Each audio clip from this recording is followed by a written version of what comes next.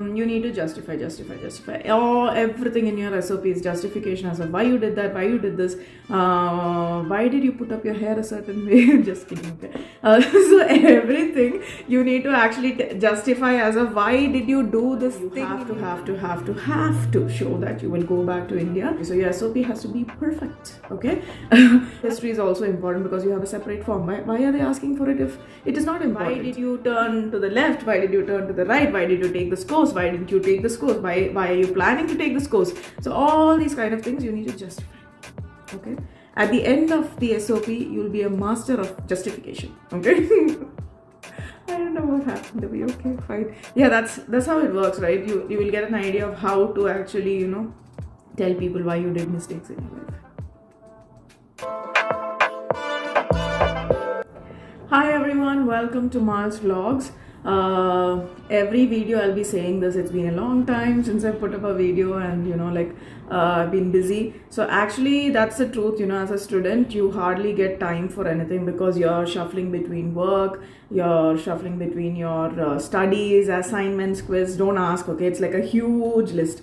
So but then yeah, I think I put up my video quite a long time back. I'll tell you what happened in between. So first of all, I want to tell you we are going to do a video on some of the reasons or top 10 reasons why your student visa might get rejected. I got a lot of messages in Insta and YouTube asking, what might be the reason for rejection, or why did my case get rejected. So I'll tell you some of the reasons which you can avoid if at all you're applying for your visa extension or else your actual study visa.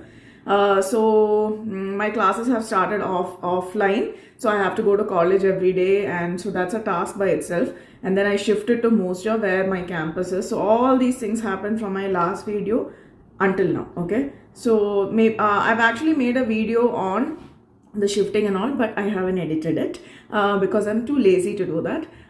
This video hopefully should come out tomorrow. I'm doing it on a Sunday because I have time. So I'm planning to release it tomorrow because I know a lot of people are applying for their visa, May intake, September intake.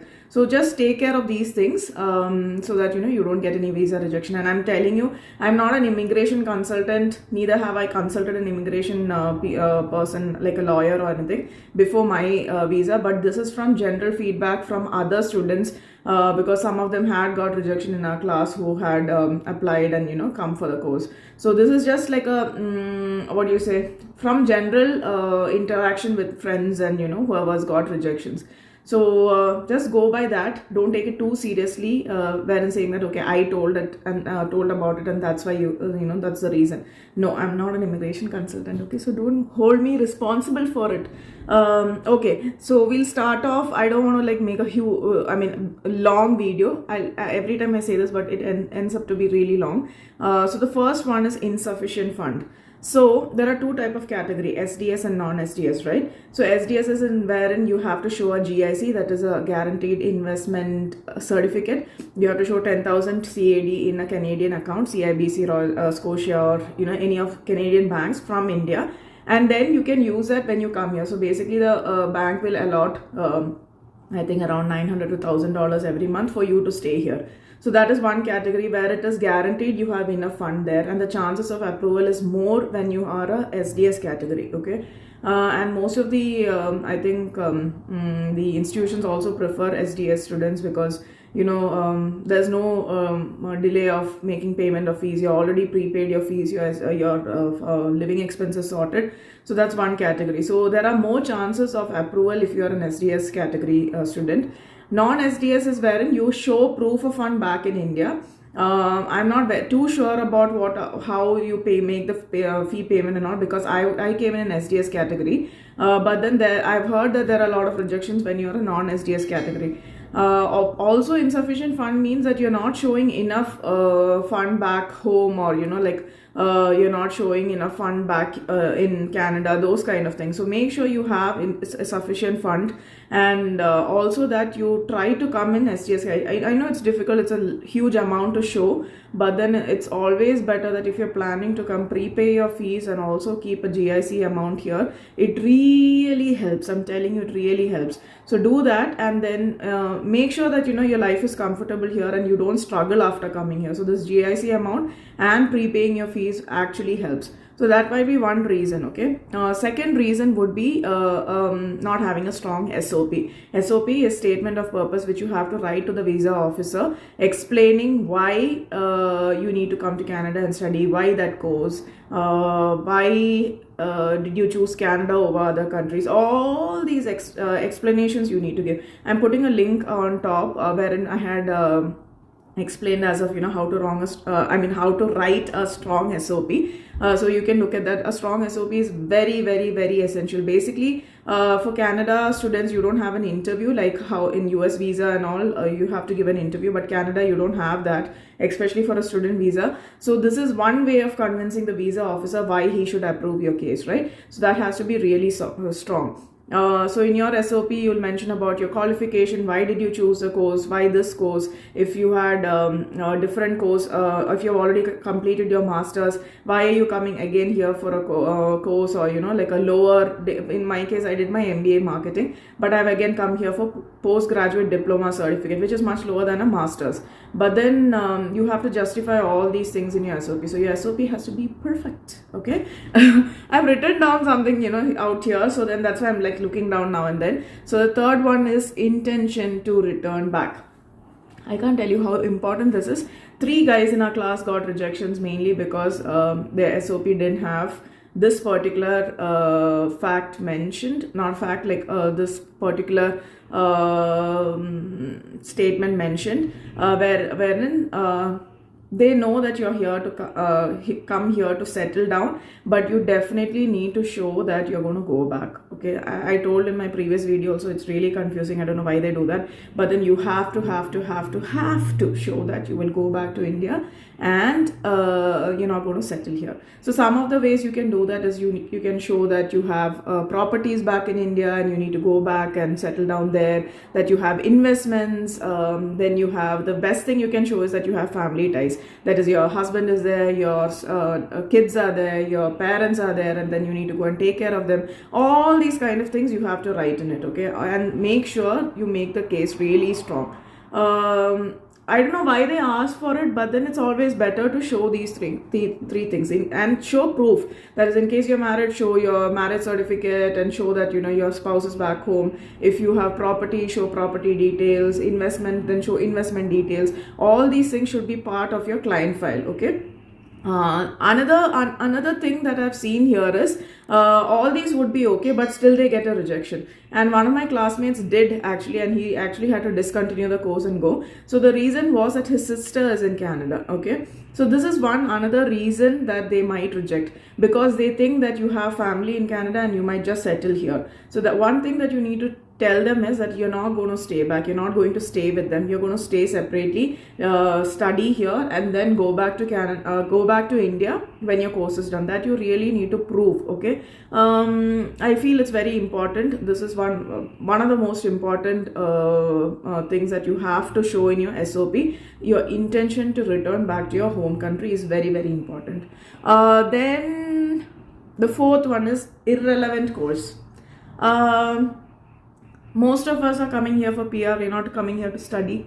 So what we do is we just take some random course which is not even related to a previous study or our experience. So that's one thing you need to be really careful. Even if you take a study, I'll give my example, right? Like I don't need to look out for any more examples. So I did my MBA in marketing. My whole experience is in marketing, but I took supply chain management and came here. But when I did that, I ensured that in my resume and in my SOP and all, I showed them that I might get a promotion, to take care of logistics also, and that's why I need to do the course here. So this is one reason I showed. So the same way you need to justify why you're taking this course and why not related to your field or things like that. So irrelevant course, even if you're selecting, make sure you're justifying the same. Okay.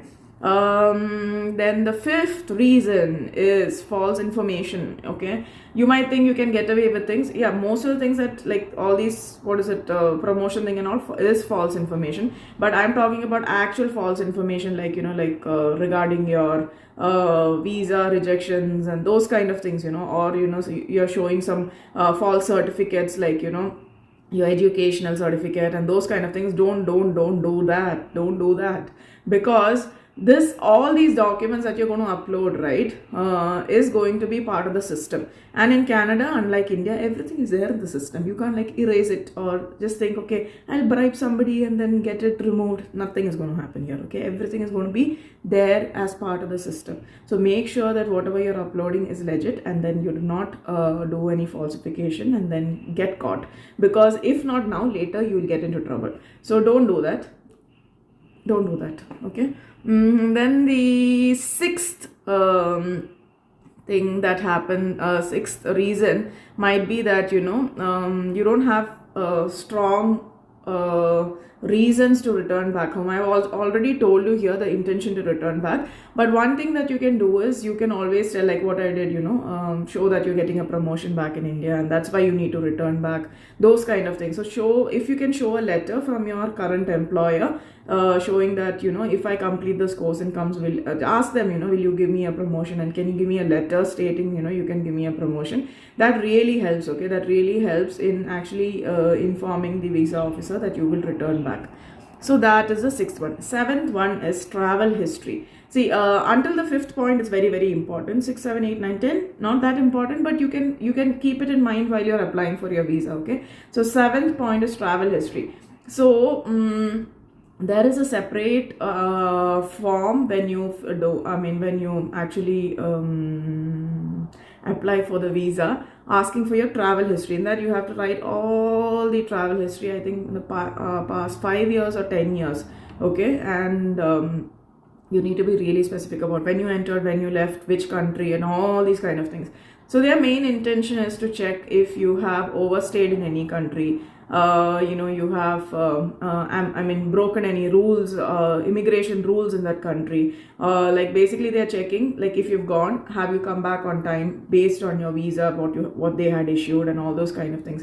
Basically like a background check. So for students, since you're really young, unlike me, there are chances that you don't have a huge travel history shown in your passport, right? So you can always tell them that, you know, you just completed and you haven't traveled much, and then, you know, like your intention to stick on to acknowledge that you will come back, and then you're not going to stay in Canada, and you will stick on to the Canadian immigration rules and those kind of things.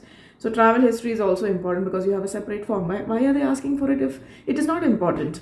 So make sure you know, prove you know, your travel history in a proper manner.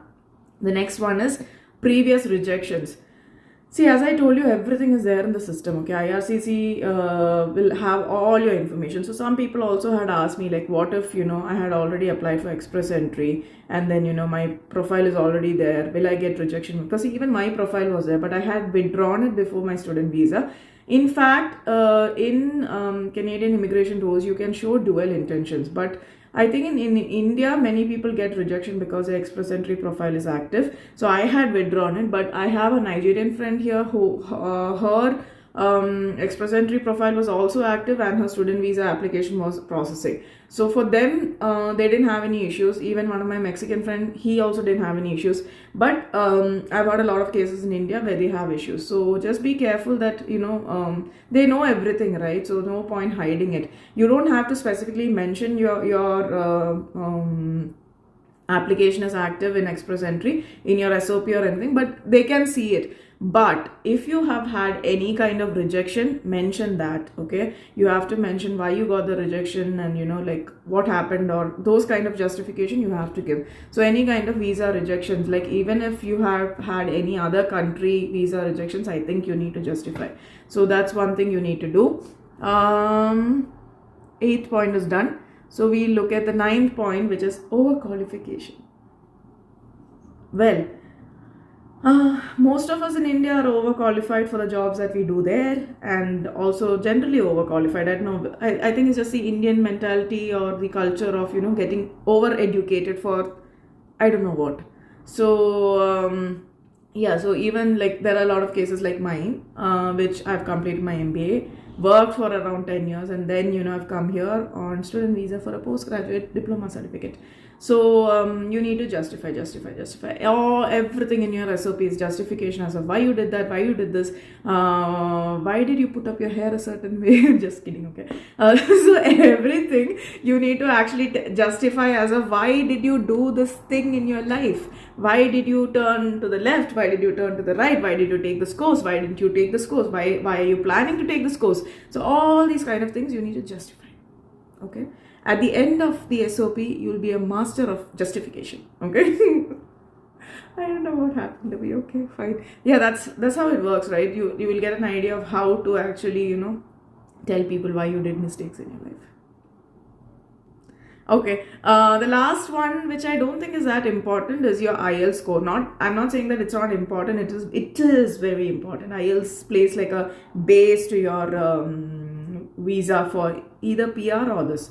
But then, if the college has already accepted and you have the minimum score that is required by the college, it is good enough. But they also check whether you are good enough to speak. I mean, your English is good enough to survive in Canada. But I have seen a lot of people here whose English is not that great, but then the IELTS is also not that great. Not that great in the sense they have scraped through, but then they're doing really well here. Okay, so that shouldn't be a problem, but I've just included since we are talking about what might be the reasons for rejection. So take the top 5 as the actual reasons.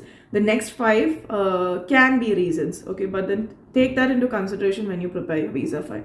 So yeah, guys, that's it. 10 reasons of Canadian student visa rejection. These can also be some of the reasons of other type of visa rejections, but don't take it completely into that category. I'm only talking about students since I am a student here. Otherwise, everything going on fine in my end. Busy. The climate can't predict any day. Like yesterday it was -13, today's 0 or 1, and it's sunny and bright.